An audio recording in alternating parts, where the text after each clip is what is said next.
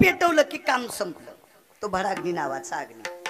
तरी काही नालायक माणसं टायरच टाकतेन, राखेलच टाकतेन, डिझेलच टाकतेन, पेट्रोलच टाकतेन. तुला घालायला पाहिजे लाकडाच्या खाली.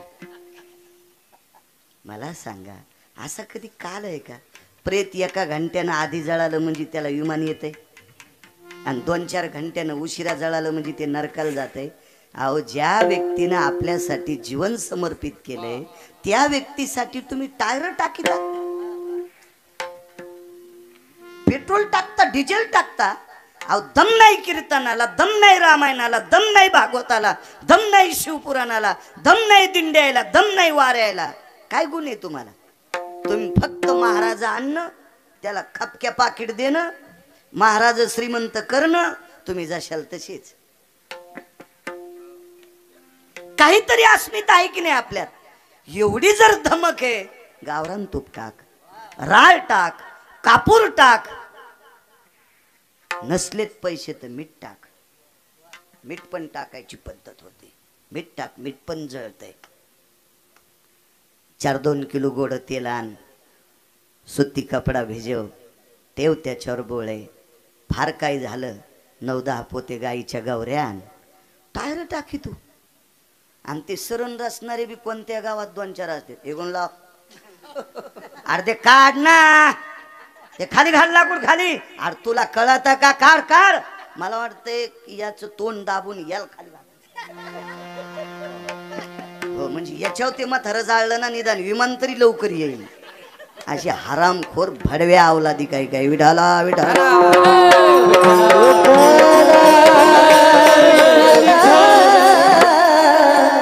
एकदा भडाग्नी नावाचा अग्नी लागला रे लागला की 18 संतांपैकी एका संतांचं वाक्य त्याची मातीच तयार होती. शरीराची होय माते, शरीराची होय माते, शरीराची होय माते, शरीराची होय माते. कोणी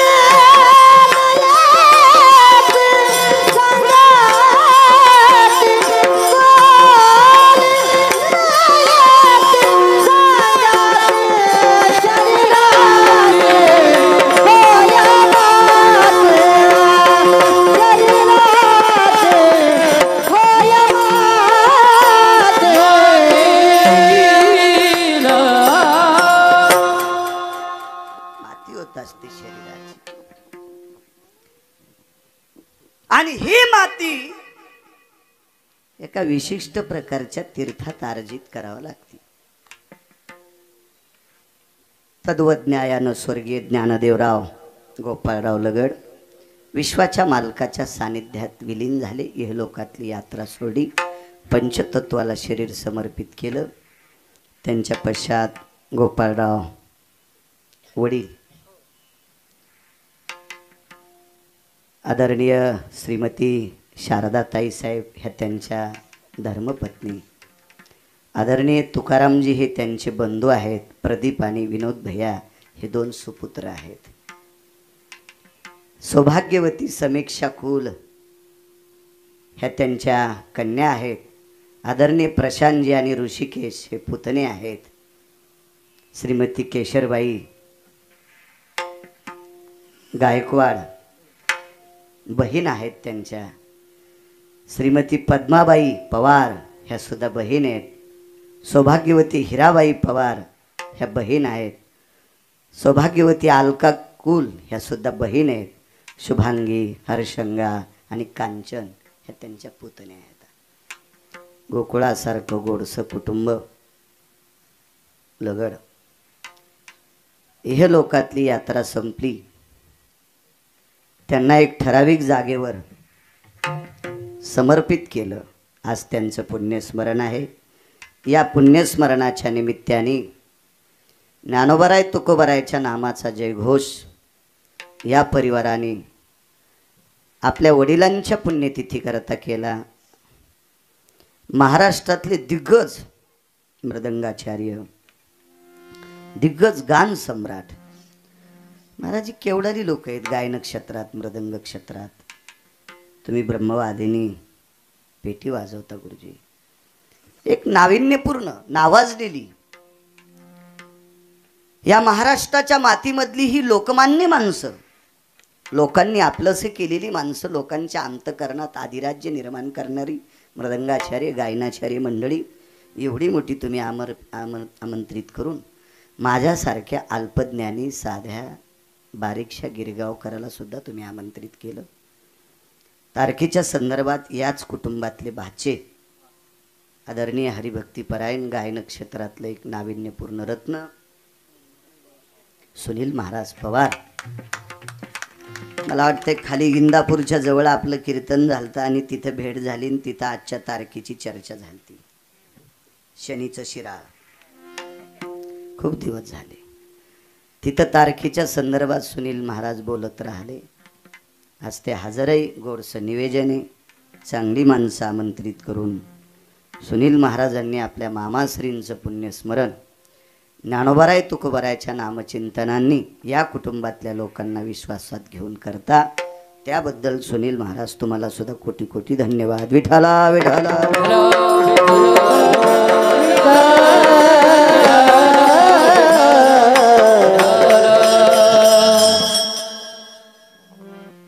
गोड अशा प्रकारची सद्गती ज्ञानदेव रावांना मिळो, अधिष्ठान मिळो.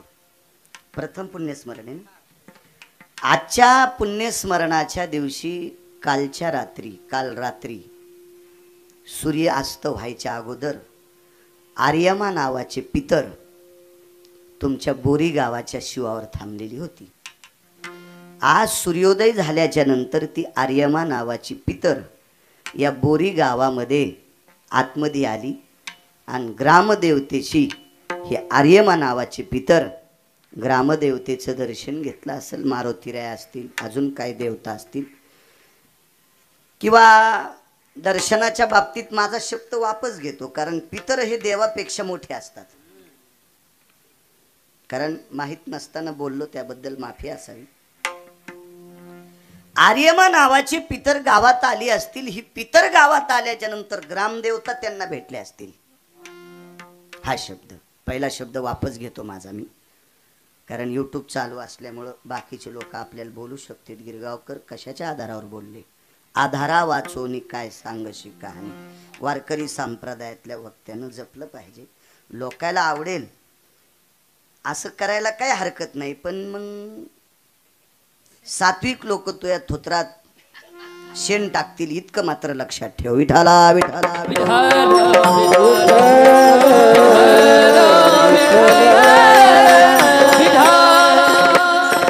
कारण ज्याच्याकडे पैशाचा जोर झालाय का ते आम्हाला साड्या नेसून बी नाचितील. नाही महाराज तुम्ही लय झकास कीर्तन करा, त्या बायकोची साडी नेसून नाचतो असंही करतील ना पैशावाले. पण नाही, तेव्हा हजार नालायकांनी चांगलं म्हणण्यापेक्षा एका निष्ठावंत वारकऱ्याने चांगलं म्हणावा, त्याला म्हणायचं वक्ता. विठाला विठाला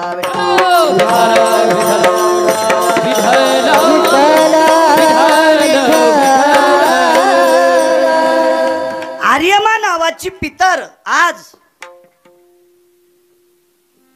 ज्ञानदेव रावाच्या पिंडाला आपलंसं करतात.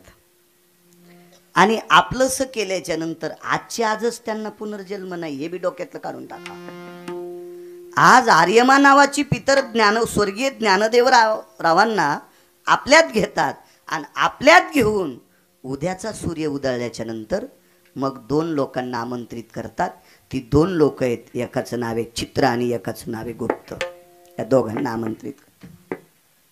आणि आर्यमा नावाचे पितर ज्ञानदेव रावां देखता त्यांचा बायोडाटा टाकायला लावतात. आणि मग आर्यमा नावाची पितर त्या चित्रगुप्ताला म्हणतात, सांगा चांगली कामं किती केली, समाजमान्य कामं किती केली, देवाच्या बाबतीत कामं किती केली, संसारातल्या बाबतीत लोकांशी किती गोड वागले. यानुसार पाप पुण्य समान समी मग पावी जे कर्मभूमी. तिथे पैशाच्या सुटकेशी चालत नाहीत राजे हो. तिथे दिल्लीतल्या ढवळ्या कपड्यावाल्याचे लेटर पॅड चालत नाहीत राजे हो. तिथे श्रीमंत पाहुण्याचे फोन सुद्धा चालत नाहीत. करा हरी भक्ती परलोकी येईन कामा. करा हरी भक्ती परलोकी येईन कामा. सोडवी नय मारा पासोनिया. सोडवी नय मारा पासोनिया. करा हरी भक्ती परलोकी येईन कामा. करा हरी भक्ती परलोकी येईन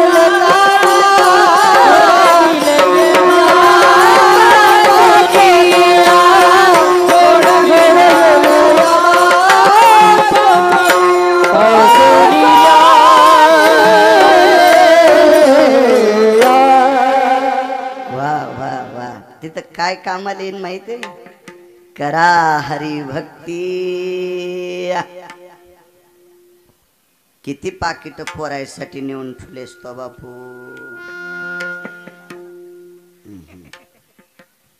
नाही मी तुमचं नाहीच काय, मी महीच काय.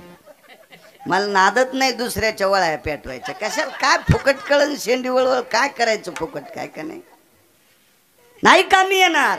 ते लेखाजोखा पाहल्या जाणार आणि त्या लेखाजोख्यामुळे स्वर्गीय ज्ञानदेव लगडांना मग आर्यमा नावाची पितर यमधर्माकडे दयेची याचिका दाखल करणार. आपल्याकडे फाशी देत असताना राष्ट्रपतीकडे दयेची याचिका असते. माफ करा, पुन्हा असं करणार नाही असं असतं ना काहीतरी. ते असं लोक म्हणतात, आपल्याला काय माहित नाही. पण लोक म्हणतात म्हणजे ते काही इडे लोक थोडेच आहेत, कायद्यातले लोक म्हणतात. ही दयेची याचिका यमधर्माकडे समर्पित केली. मग यमधर्म काटछाट करतो. चला आमका आमक काम केलं, आमका रोड करताना कागदावच केला. आमका रोड करताना कागदावच केला म्हणजे बंधा रोड खाल्ला गिट्टी सगट. पण काटछाट आहे का? मी काय कोणावर दगड टाकीत नाही. मग रेडीमेड कपड्याचं दुकान आहे. कोणाच्या अंगाला शर्ट आला असेल त्यानं घालाव. मी काय त्याला शर्ट शिवायला माय का गोळ्या संपल्यात का? बरे आणि पटलं नसेल तर दुसऱ्या बार कीर्तनाला बोलू नका. तुम्हाला 30 गाव पठ्ठ्याला 36 गाव. मा हाऊत भरलेला आहे. मी काय कोणाच्या मागं लागत नाही. तरी मला एक जण म्हणला हाऊत भरला म्हणजे पैसे आहेतच किती. मी म्हणलं तू ह्या पाया पडायची गरज नाही, इतके आहेत. विठाला विठाला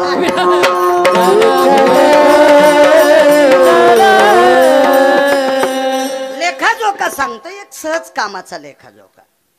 बंधा रोड खाल्ला, पाप झालं.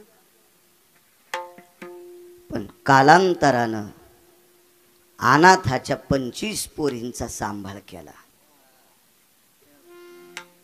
अनाथ 25 लेकरांचा, मुलींचा मुलांचा सांभाळ केला.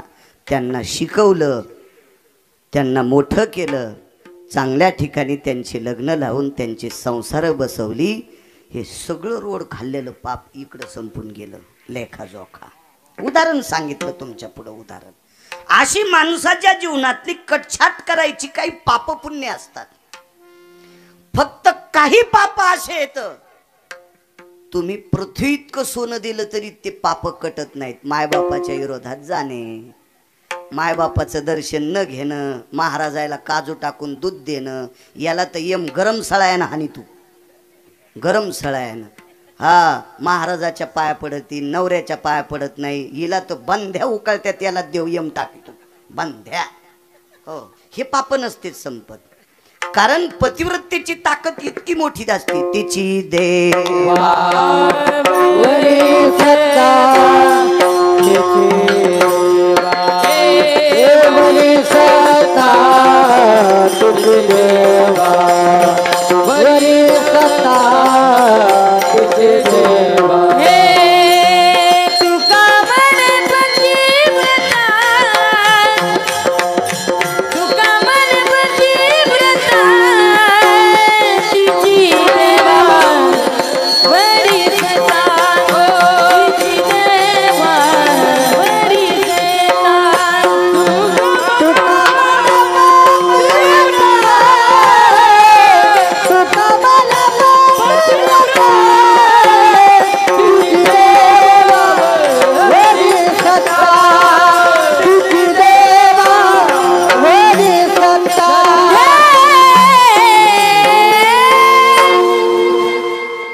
देवावर सत्ता असते.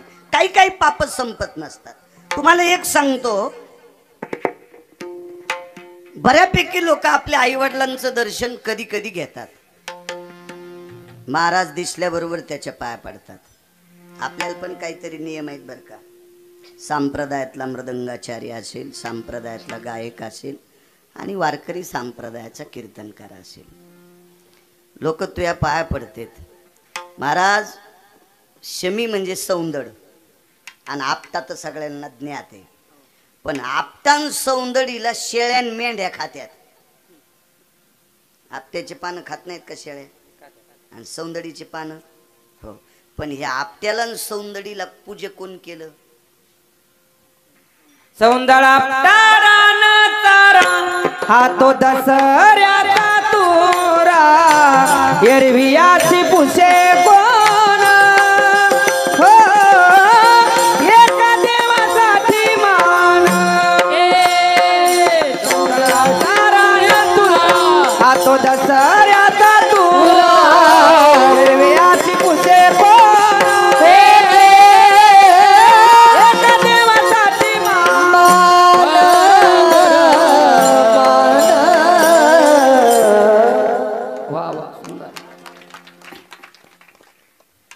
आपण बैठकीत बसलो.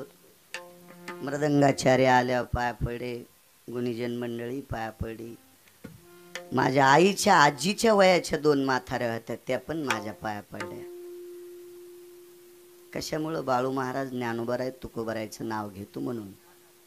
बाळू महाराजानं गळ्यातली माळ काढून टाकल्यावर याला ऊस तोडायला पण कोणी बलिणार नाही. आपल्याला मान कोणामुळे? देवामुळे. म्हणून बाळू महाराजानं गांजा वडायला नाही पाहिजे. पाप नाही संपणार आहे, नाही संपणार. यम काय करीन माहिती का गिरगावकराला? मोठ्यात मोठा सुतुळी बॉम्ब थुतरात वाजीन. इतका थुतराचा स्फोट करीन यम यम यम. ते भेट नाही कोणाच्या बापाला. नाही त्या यमासी करुणा बाहेर काढिता कुणी प्राणा उधार सापडे दैत्य धागा कोराया नाही त्या यमा नाही त्या यमासी करुणा. ते ऐकत नाही कोणाच्या बापाला. आणि म्हणून यमधर्माकडे सलगीचा अर्ज दाखल केला जातो. आणि मग यम धर्म काही पुण्याच्या कामं असतील, कळत नकळत झालेली पापाची कामं असतील, ह्या कामाची कटछाट करून त्या व्यक्तीला पुढच्या आठवड्यामध्ये एक आवृत्त व्याग काल काढत असतात. या कालामध्ये नक्षत्राचा प्रकोप टाळत असतात. आणि अशा वेळेला मग जो जन्म देता येईल ते द्यायचा. उपजेते नाशे नाशिले ते पुनरपि दिशे हे घटिका यंत्र जैसे परिभ्रमेगा जीर्ण सांडी जे नूतन वेढी जे फाटलेले कपडे फेकून द्यायचे, चांगले घालायचे. अशा अवस्थेमध्ये गोड अशी अधिष्ठान कैलासवासी ज्ञानदेव लगडांना मिळो अशी आर्यमा नावाच्या पितराच्या चरणी एका अल्पज्ञानी गिरगावकराची विनंती. आणि त्यांना गोड अधिष्ठान मिळून त्यांच्या हयातीतल्या कुटुंबांना शरीरानं जरी ती गेले असतील पण आशीर्वादाच्या रूपानं कल्याण इच्छिती सदा त्याचे सदा त्याचे कल्याण इच्छिती सदा कल्याण कल्याण इच्छिती सदा कल्याण कल्याण इच्छिती सदा